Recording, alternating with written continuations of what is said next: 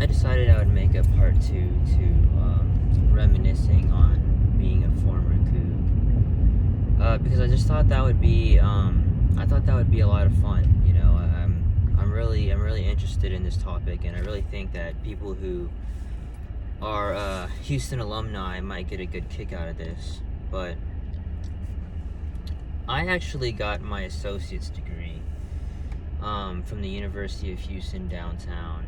Now, for those who live in Houston, U of H actually has different campuses. There's one in Clear Lake, there's one in downtown, and I think now there's one in Katy and one in Victoria. But they don't have the same mascot as the main campus, which is the Cougs. So you don't want to get mixed up between the Cougs, which is the main campus, and the Gators or whatever the other campuses are. And only the main campus has a football team, or like a big football team.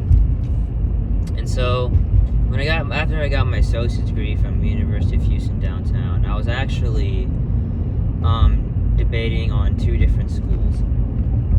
I was debating on maybe going to Texas A&M, and I was thinking about going to LSU.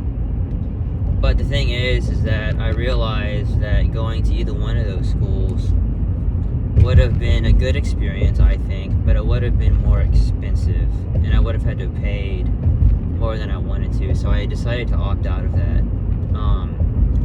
And so the best deal, in my opinion, financially, was going to University of Houston main campus. And so because I didn't like how trafficy the freeways are in Houston, I actually decided to take the Metro Rail to both colleges. And when I actually graduated with my associates from UHD, the Metro Rail actually expanded with its green and purple line. And one of them, the purple line, went to University of Houston, so it was really convenient timing. And so in the year 2016, which is when University of Houston was being heavily considered or highly recommended to be picked up by the Big 12, that was my freshman year. My freshman year was in 2016 when that was all happening.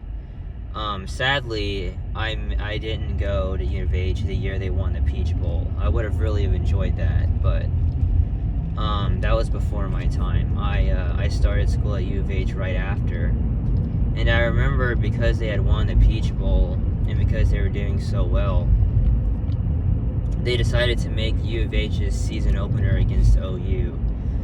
Now, all my football friends, like a lot of my friends who were football fans, a lot of them were stoked about U of H playing OU. And I remember the game was so hyped up that literally the tickets were sold out like after the first day. Like there were students that were literally waiting in line hours before the tickets were even available. And I remember I got tickets by sheer dumb luck, by just sheer luck.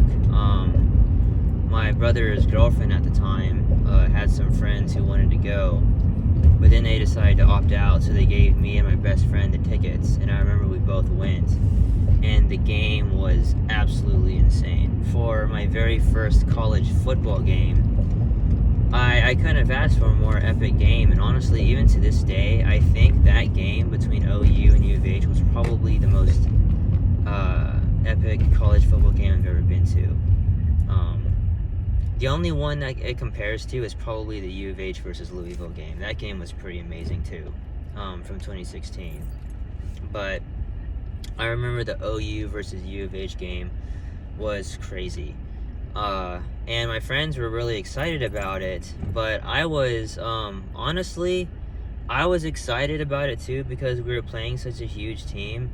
The only problem was that, every single predictor basically said that U of H was going to get crushed.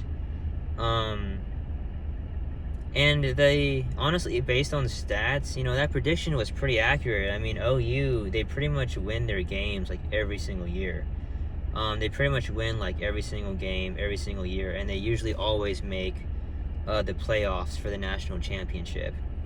So the fact that a team like U of H, who had won a New Year's Six Bowl for the first time, was playing against a team that competes for the national championship pretty much every single year, I can definitely see how the stats probably thought that U of H was going to get crushed. And not to mention, OU had they had Baker Mayfield as their starting quarterback, and I think they had Kyler Murray as the backup. If not that year, maybe the year after. But I do remember Baker Mayfield was the starting quarterback. And let me tell you, when the game first started, I can tell you right off the bat that OU was definitely a team that lived up to its hype. I mean, oh my God! I think when the game started, I mean, even though that the Cougars won in the end, like OU, I'm not even kidding, scored in like less than 5 minutes of that game against U of H. So, up until the third quarter of that game, I'm not sure if anyone remembers this game, but up until the third quarter, I mean, pretty much everyone thought that U of H was going to get blown out, including the U of H fans. But, thankfully, things turned around a bit, and I think U of H ended up winning by 10 points that game, which was pretty amazing, because no one really thought that U of H had a chance against a team like OU.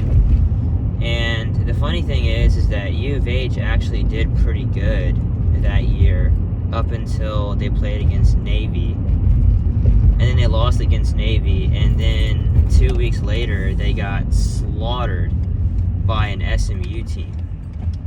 And that was, to a lot of people, the end of our season, because U of H was no longer in the running for not the playoffs, but not even for a New Year's Six Bowl anymore. So that was pretty devastating. And U of H, even though they only lost 4 games, I think, in total, but the thing is that U of H, they were getting kind of bad in the middle of the 2016 season. But the funny thing is that despite their losses, they come out of nowhere as the underdogs, and they just destroyed Louisville, which at that time was a top 5 team, because their only loss was against Clemson, and their quarterback was was up for the Heisman, and Louisville had pretty much slaughtered every single team in their path that year. And the fact that U of H not just beat them but blew them out was just jaw-dropping, because U of H had pretty much gotten their butt kicked the last 4 weeks leading up to that game. So I don't know. 2016 for U of H football was a crazy year. It was really hyped up. The team was really good. They were a huge contender for the Big 12. And I was really, really disappointed when I found out that the Big 12 was just kind of teasing the school. They kind of just teased everyone, saying, "Hey, we're gonna bring you up into this much bigger Power 5 conference." And then the end excuse is, "Oh, well, we decided it would cost too much money," or it was something BS like that. And so after they beat Louisville, I think U of H lost to Memphis, and I think it was LA, or it was some team. I think they were the Aztecs, and I think U of H got blown out by them too. And so, after that, the Cougars were never really that phenomenally good.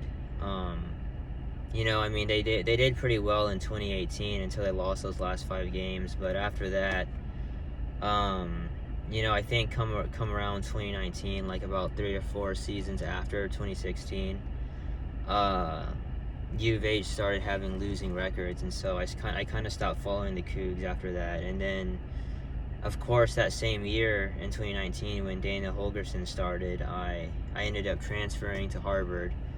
Or not transferring, I ended up graduating from U of H and then going to grad school at Harvard. And so I kind of just lost touch with the whole U of H thing.